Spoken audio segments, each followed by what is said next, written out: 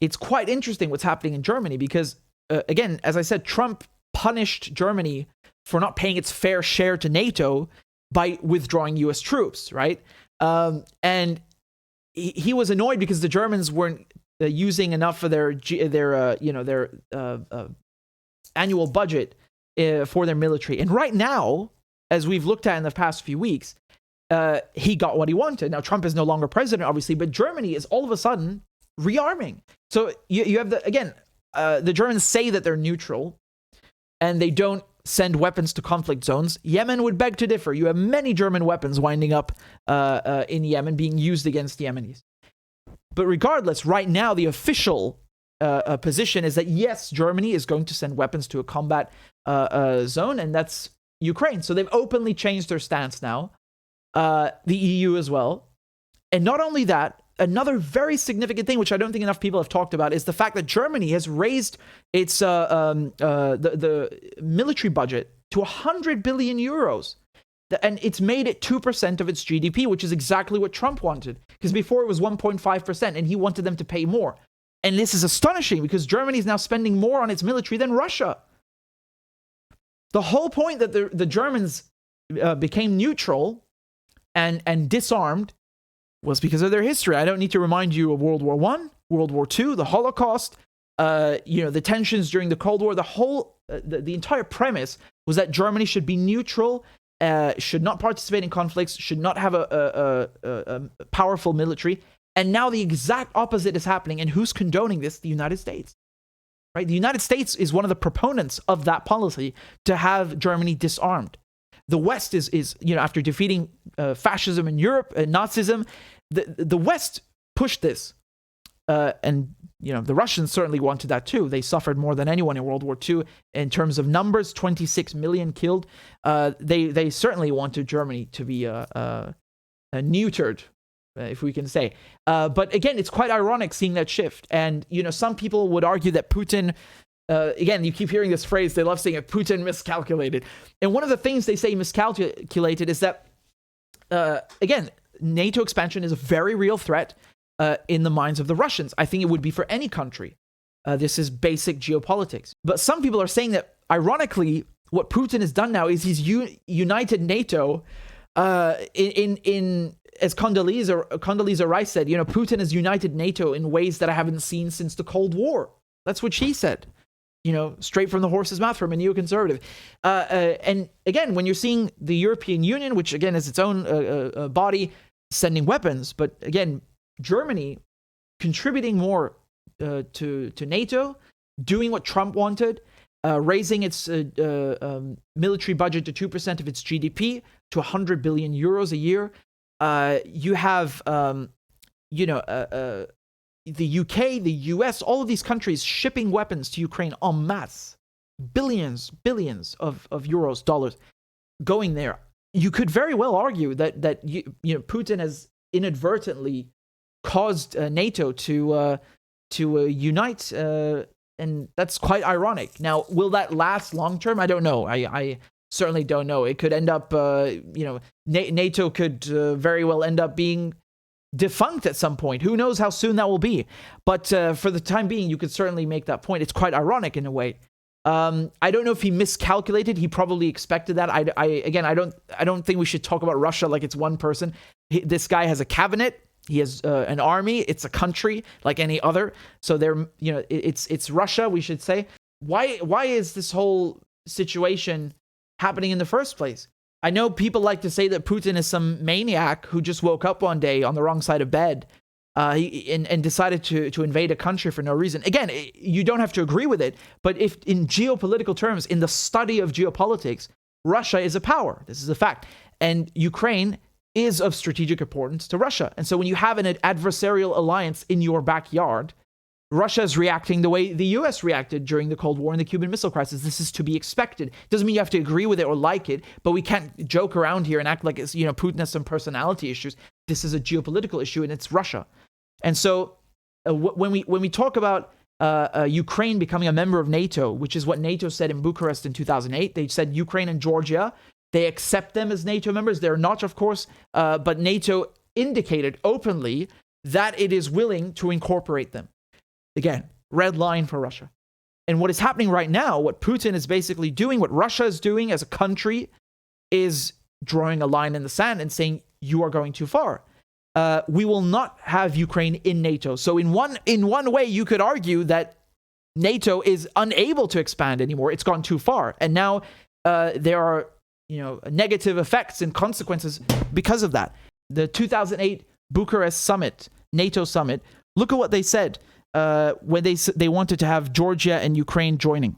They say NATO welcomes Ukraine's, just let me scroll down. NATO welcomes Ukraine's and Georgia's Euro-Atlantic aspirations for membership in NATO. We agree today that these countries will become members of NATO. Both nations have made valuable contributions to alliance operations. We welcome the democratic reforms in Ukraine and Georgia and look forward to free and fair parliamentary elections in Georgia in May. So you see that NATO was very clear. Like, yeah, we have a goal in mind. That's to get Ukraine in this military alliance. And they didn't mince words. So, you could argue that they've reached their limit. They're just unable to do it anymore. They've already surrounded Russia with, 5 NATO countries. They've expanded to 14. Since the fall of the Soviet Union, 14 countries have joined NATO, which, again, to me is a mystery. I mean, it's not a mystery. I'm just speaking figuratively, but we all know why. But if the whole point of the military alliance of NATO was to counter the Soviet Union, and the Soviet Union doesn't exist anymore, well, why are you expanding it? They say NATO is a defensive posture. It's a defensive alliance by definition. It's only defensive. Again, the Soviet Union doesn't exist. What the hell were you doing in Libya? You ransacked that country. You obliterated it. You took the wealthiest country in Africa, in the entire continent, and set it back 50 years. You destroyed it. How is that defensive? How did Libya threaten NATO? This is preposterous. I'm not having this. This is bullshit. And then the same thing in Syria. They make up this chemical weapons attack to justify bombing Syria. NATO is an offensive organization. It's an offensive alliance.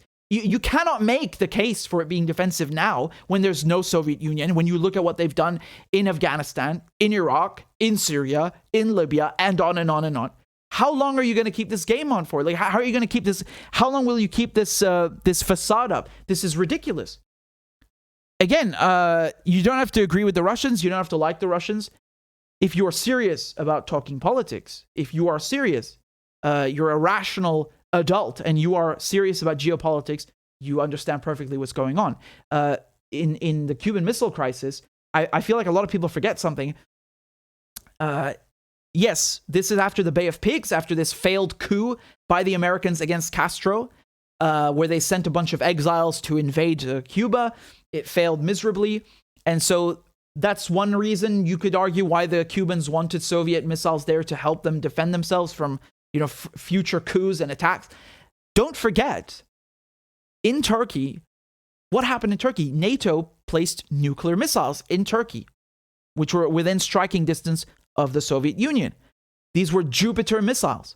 And one of the way that the way that this moment in the Cold War, the Cuban Missile Crisis, was diffused was not, oh, you Russians need to pack up these missiles and go home. The United States had to pack up its missiles in Turkey as well. Now, again, I don't know how many people know this or remember this, but this happened actually quite a while afterwards. They waited quite a bit after the Soviets had removed their missiles from Cuba. I think it's it was certainly the next year, but I don't think it was a full 12 months. I think it was within 12 months. The Americans removed their Jupiter missiles from Turkey. But they waited. Why did they wait? Again, if you know your Cold War, you know exactly why they waited. They did this because they didn't want to look like they're appeasing the Russians, right? So, this is how diplomacy works, international relations works. Again, you got to observe the body language. You got to look at what they're doing. So that's why they did that. And there was an understanding, there's a balance of power. You get out of our backyard and we'll get out of yours. Just stop escalating. You stay over there, we stay over here. And obviously there were other confrontations. I mean, how much do we talk about Afghanistan?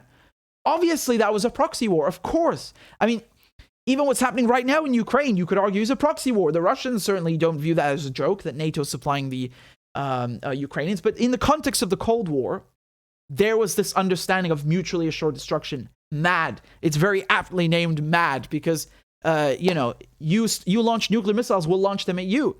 You destroy Moscow, doesn't matter. We have nukes on submarines in the ocean. You don't know where those submarines are. You have no clue.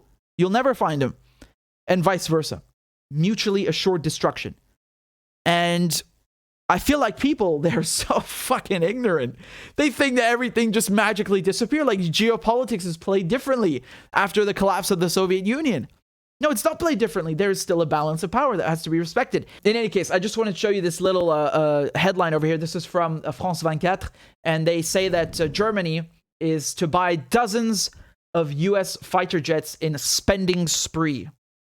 So they say that Germany plans to buy up to 35 US-made F-35 fighter jets and 15 Eurofighter jets, a parliamentary source said Monday, as part of a major push to modernize the armed forces in response to Russia's invasion of Ukraine. So the F-35 jets made by Lockheed Martin would replace Germany's decades-old Tornado fleet. Tornadoes are the only Luftwaffe planes capable of carrying US nuclear bombs stationed in Germany that are a key part of NATO deterrence. Lockheed's F-35 stealth jets are considered the most modern combat aircraft in the world, and their unique shape and coating makes them harder to detect by enemy radar. The additional Eurofighter jets Germany plans to purchase, made by a consortium that includes Airbus, would reportedly be used for other operations, including escort missions and electronic warfare like jamming enemy air defense systems. In a landmark speech late last month, German Chancellor Olaf Scholz pledged to invest an extra 100 billion euros in the nation's chronically underfunded Bundeswehr armed forces. This new draft budget, if approved, it would see Berlin spending more than 50 billion euros a year on defense. I have some points. I mean, the F-35, yes, it's obviously the most modern jet. The British bought a few of them, not long ago. There's also a lot of criticism about the F-35. A lot of people say that it's a disaster. It's a complete failure. There's so much money being spent on it, and it doesn't live up to its promises. You have variations of it. You have F-35A, B, C. One of those is, of course, suited for aircraft carriers so they can land on ships, and so on. But I think some people, especially people who are military geeks, would cringe at Germany buying F-35s. The Eurofighter, of course, is a joint project. It's built by the UK. I think Italy. Again, for those of you not familiar, this is the Eurofighter Typhoon. And that's what Germany's planning to buy. So, yeah, again, I can see you guys in the comments are making fun of the F-35. Yeah, it receives quite a bit of hate. But in any case, the point here is, regardless whether Germany is buying, Heinkel 111s from World War II or it's buying F-35s is irrelevant. It's the point that Germany is investing a lot into its military now. It's rearming, and that's never a good sign for Europe. I can tell you that. That's never a good sign for Europe. I think it's incredible that in the span of 2 weeks, Germany went from, let's have a gas pipeline with Russia called Nord Stream 2 and just a 1.5% GDP military budget. And, a disarmed Bundeswehr to screw Nord Stream. Let's go buy all these jets from the Americans and we're going to spend 100 billion euros on the military. My goodness, this is a catastrophe. It's really bad. Regardless whether what caused it, Ukraine or something else, this is not good.